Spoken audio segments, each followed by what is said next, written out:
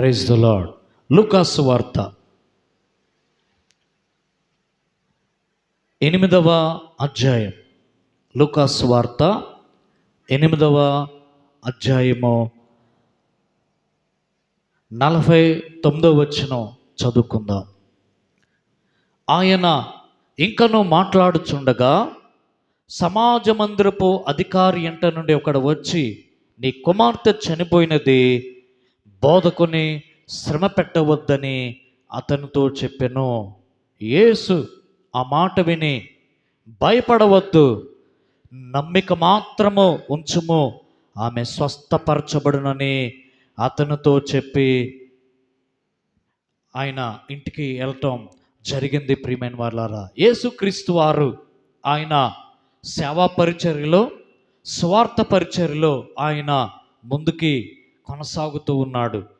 కొనసాగుతున్న సమయంలో ప్రియమైన వారులారా, మరి అయ్యా నా కుమార్తెను దయచేసి తాకి స్వస్థపరచునైనా అని చెప్పి ప్రియమైన వారులారా సమాజ మందిరపు అధికారి యేసయ్యను వచ్చి అడిగాడు.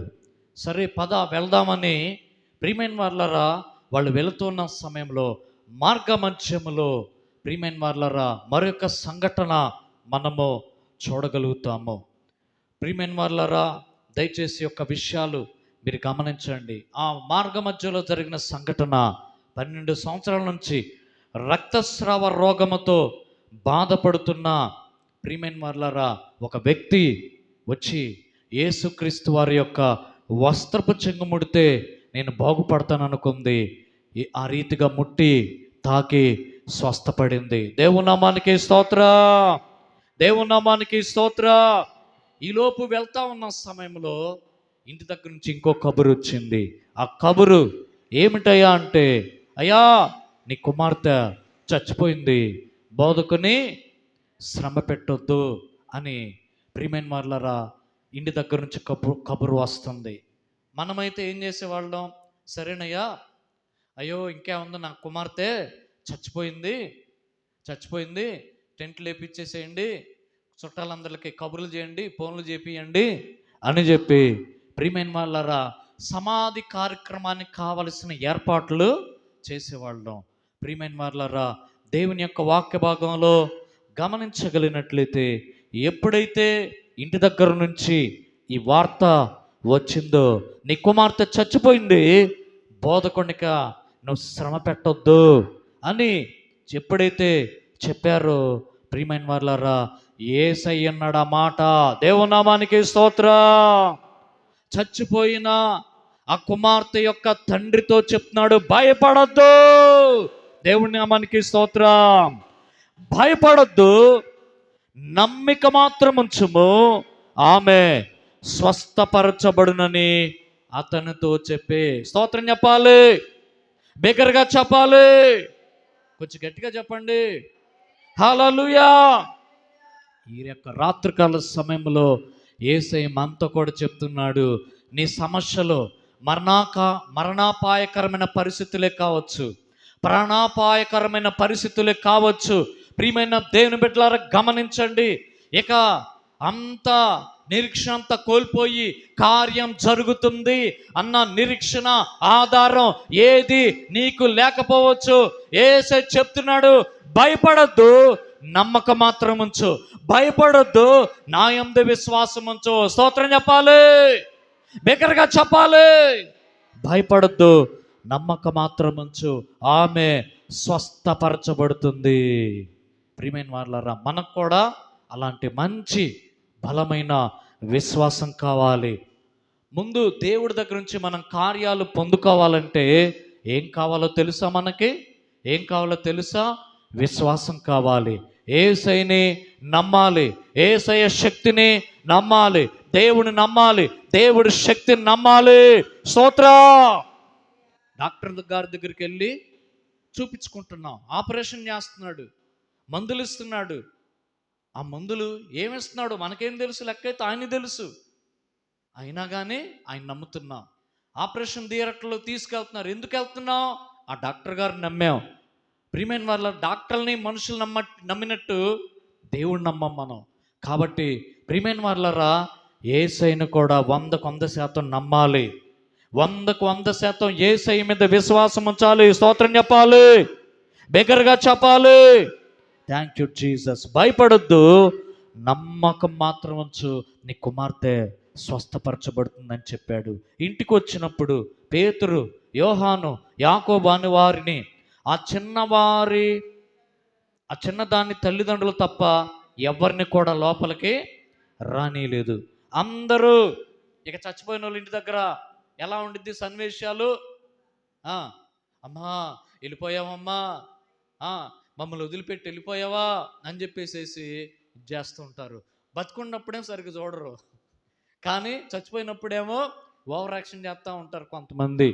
ప్రియమైన వాళ్ళరా, దయచేసి గమనించండి. ఆమె నిమిత్తం ఏడ్చుచు రొమ్ము కొట్టుకొనుచుండగా ఏడుస్తూ ఉన్నారు. యేసయ్య ఏమన్నాడు తెలుసా? ఏడవవద్దు, ఆమె నిద్రించుచున్నదే కానీ చనిపోలేదని చెప్పాను. స్తోత్రం చెప్పాలి, బిగ్గరగా చెప్పాలి, స్తోత్రం. ఆ అమ్మాయి చచ్చిపోయింది, జనం ఏడుస్తున్నారు. ప్రియమైన వారలారా, కానీ యేసయ్య ఏమంటున్నాడు?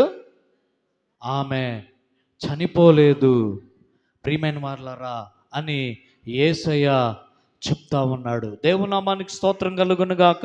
ఏడవద్దు, ఆమె నిద్రించుచున్నదే కానీ చనిపోలేదని ప్రియమైన వారలారా మరి యేసుక్రీస్తు వారు చెప్పాడు. ప్రియమైన వారలారా, అయితే ఆమె చనిపోయినని వారెరిగి ఆయనను అపహసించరు. విశ్వాసం అపహసించబడుతుంది. విశ్వాసం, యేసయ్య మీద, దేవుడి మీద ఉన్న నీకున్న నమ్మకం అపహాస్యం పాలవుతుంది, ఎగతాళి చేయబడుతుంది.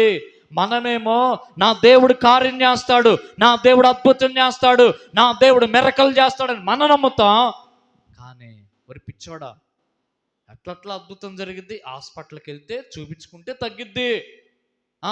అదేంటి నువ్వు ఇట్లా పిచ్చోడువా నువ్వు అని చెప్పి మనల్ని పిచ్చిదానివా ఎగతాళి చేస్తారు. ఇక్కడ యేసయ్యనే అపహాస్యం చేశారండి. మనం చేయటం జనానికి లెక్కండి. యేసయ్యకి ఏం జరిగిద్దో, యేసయ్యకి ప్రజలు ఏం చేశారో ఖచ్చితంగా ప్రజలు మనకు కూడా చేస్తారు, నీకు కూడా చేస్తారు. జాగ్రత్తగా ఈ విషయం వినాలని చెప్పి నేను మనవి చేస్తూ ఉన్నాను. ప్రియమైన దేవుని బిడ్డలారా, దేవుని యొక్క వాక్య భాగంలో గమనిస్తే ప్రియమైన వారలారా, ఆమె ఏడవద్దు, ఆమె చనిపోలేదు, నిద్రించుచున్నదే కానీ చనిపోలేదని యేసయ్య చెప్తే అందరూ ఎగతాళి చేశారు. ప్రియమైన వారలారా, ఆయన దేవుడండి, ఆయన శక్తి గొప్పది, ఆయన సృష్టికర్త. ప్రతి బిడ్డకి ఊపిరి పోసింది ఆయనే, ప్రాణం ఇచ్చింది ఆయనే. స్తోత్రం కలుగును గాక. ఆమె ఆదామును ఆ మట్టితో చేసి నాసికారంధ్రములో జీవవాయువును ఓదగా నరుడు జీవాత్మాయను ప్రాణం పోశాడు. దేవుడు మనిషికి ఊపిరి పోశాడు. ప్రియమైన వారలారా, ప్రాణం పోతే ఏముందండి, చచ్చిపోతే మనకండి ఇబ్బంది, మనకు అసాధ్యం అండి ప్రాణం తీసుకురావటం. డాక్టర్ గారికి కూడా ట్రీట్మెంట్ చేసేటప్పుడు చచ్చిపోయిన వ్యక్తిని డాక్టర్ గారు బతికిలేడండి. పరప్రాణంతో కనుక ఉంటే తన యొక్క వైద్య జ్ఞానాన్ని ఉపయోగించి ఆయన ఏమన్నా కొంచెం ట్రీట్మెంట్ ఇస్తాడు. అంతేకాని ప్రియమైన వాళ్ళ చచ్చిపోయిన వ్యక్తిని తిరిగి బ్రతికించే శక్తి డాక్టర్ గారికి కూడా లేదు. ప్రియమైన దేని బిడ్డలారా, కాబట్టి దయచేసి విషయాలు గమనించండి. వాక్య భాగంలో గమనిస్తే అయితే పోయిన ప్రాణాన్ని కూడా తిరిగి తీసుకొని వచ్చే శక్తిమంతుడు యేసయ్య. దేవుని నామానికి స్తోత్రం చెప్పాలి, బిగ్గరగా చెప్పాలి, స్తోత్రం. Thank you Jesus. వెంటనే అయితే ఆయన ఆమె చేయి పట్టుకొని చిన్నదానా లెమ్మని చెప్పగా ఆమె ప్రాణం తిరిగి వచ్చెను గనక ఆమె వెంటనే లేచెను. దేవుని నామానికి స్తోత్రం. యేసయ్య చచ్చిపోయిన 12 సంవత్సరాల కుమార్తె యొక్క చేపట్టుకొని చిన్నదానా లెమ్మని నీతో చెప్పుచున్నాను అని ఎప్పుడైతే యేసయ్య చెప్పాడో ఆమె ప్రాణం తిరిగి వచ్చింది. వెంటనే ఆమె లేచింది. గట్టిగా చప్పట్లు కొట్టాలి, గట్టిగా చప్పట్లు కొట్టాలి. స్తోత్రం, స్తోత్రం, స్తోత్రం. హల్లెలూయా. మన దేవుడు జీవం కలిగిన దేవుడు, సజీవుడైన దేవుడు, ప్రాణమిచ్చే దేవుడు, ఊపిరి పోసే దేవుడు, ప్రాణమిచ్చే దేవుడు, చచ్చిపోయిన వ్యక్తులను కూడా తిరిగి లేపగలిగిన శక్తిమంతుడు మన దేవుడు. స్తోత్రం. యేసయ్య అన్నాడు, ఆమెకు భోజనం పెట్టండి అని చెప్పి యేసయ్య చెప్పాడు. ఆమె తల్లిదండ్రులు విస్మయం ఉందారండి, స్టన్ అయిపోయారు. ఎప్పుడన్నా చూసారు ఎప్పుడన్నా చచ్చిపోయిన వాళ్ళు బతకటం ఎప్పుడైనా చూసారా? చూడలే. కొంచెం పోయే ప్రాణాలు, పోతున్న ప్రాణాలు ప్రార్థన చేస్తే కొంచెం బతికిన సందర్భాలు ఉండే. కానీ ప్రియమైన వారలారా, మరి అసలు చచ్చిపోయిన తర్వాత మరి ప్రాణం తిరిగి వచ్చిన సందర్భాలు మనం కళ్ళారా చూడలే. కానీ ఎన్నో సాక్ష్యాలు, బైబిల్ ఎన్నో రియల్గా కూడా చూసాం మనం. స్తోత్రం, దేవునికి స్తోత్రం. ఇక జరిగిన కార్యానికి, జరిగిన అద్భుతానికి వాళ్ళు విస్మయమొందెను. ఆమేన్. స్తోత్రం, స్తోత్రం. కాబట్టి యేసయ్య అన్నాడు, జరిగింది ఎవరితో చెప్పొద్దని ఆజ్ఞాపించాడు. కానీ జనం ఏం చేస్తారు? ఎంత యేసయ్య చెప్పొద్దన్నాడు అంత ఎక్కువగా ప్రచారం చేసి పారేస్తున్నారు. కాబట్టి ప్రియమైన వాళ్ళు, యేసయ్య ఒక విశ్వాసం కోల్పోయిన ఒక్కగానొక్క కుమార్తె చచ్చిపోయింది. ఆ కుమార్తె, ఆ కుటుంబంలో ఆ కుమార్తె చచ్చిపోవటం ద్వారా చీకటి, విషాదం, మరణం, దుఃఖం, వేదన, కన్నీరు నిండిపోయింది. యేసయ్య అక్కడికి వెళ్ళి వాళ్ళ కన్నీటి నుంచి విడిపించాడు. ఆ కుటుంబంలో నుంచి మరణాన్ని నుంచి విడిపించాడు, మరణాన్ని పారదోలాడు. స్తోత్రం. యేసయ్యకి మరణం మీద అధికారం ఉంది. స్తోత్రం కలుగునుగాక. దుఃఖాన్ని నుంచి, కన్నీటి లోయలో నుంచి యేసయ్య వారిని విడిపించాడు. అలాగే మనల్ని కూడా విడిపించగలిగిన శక్తిమంతుడు యేసయ్య. స్తోత్రం, స్తోత్రం. అలాంటి కృపను పరిశుద్ధాత్మ దేవుడు మనకు అనుగ్రహించును గాక. ఆమేన్.